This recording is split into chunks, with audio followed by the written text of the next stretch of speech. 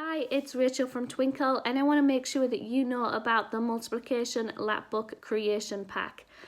That's a mouthful, but it's a great resource to be able to use with your children at home to teach them their times tables.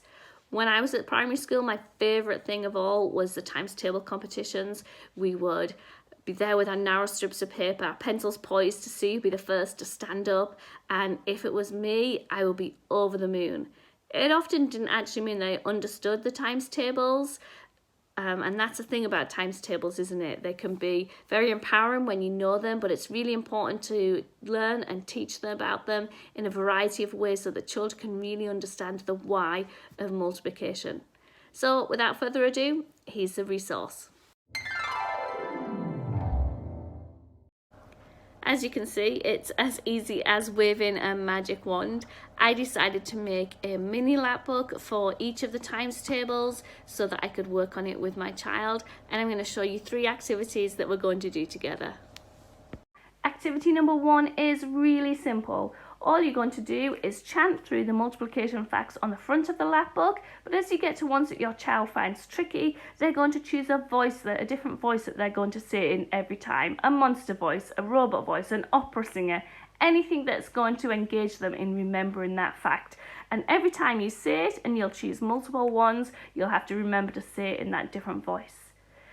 Another easy peasy game is just have one of you cover over a fact, the other person has to work out what it is, and you can play that as many times as you'd like. Activity number 2 is using the multiplication wheel. I've enlarged it so that we can stick or place different objects for the numbers on, maybe pebbles with the numbers written on. I've used sticky notes. We'll start off with the easiest fact that's there. 1 times 3 is 3. Are there any other easy facts that we know? Often the 10 times table. So 3 times 10 is 30. And this is where you get your child to work out new facts from the facts that you already know. So if I know 1 times 3, I can easily work out 2 times 3. And if I've got 2 times 3, I can double that. Double 2 is 4 and double 6 is 12. And I can use that method to fill in lots of the different parts of the multiplication wheel. You can also add in another layer, maybe if you want to double the whole thing and do the 6 times table, or you could do the 30 times table or the 300 times table, so that your child starts to derive new facts from the ones that they already know. Third activity, very simple, matching pairs. So many different ways of playing this. You can have all the answers on one side and all the multiplication questions on the other side and match them up. You could turn them over and have a competition, matching pairs. You could stick them all in a tub of rice, give your child some tweezers and have a sensory activity.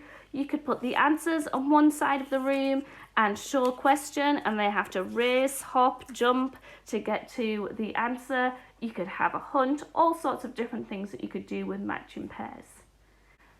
So I know I said 3 activities, but I'm going to sneak an extra one in on the back here.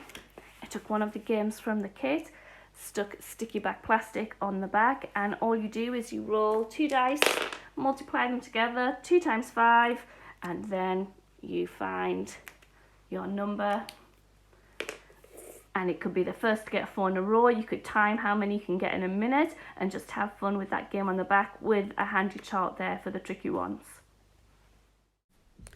Thanks for watching, and don't forget to check out all the other multiplication resources on Twinkl. See you next time.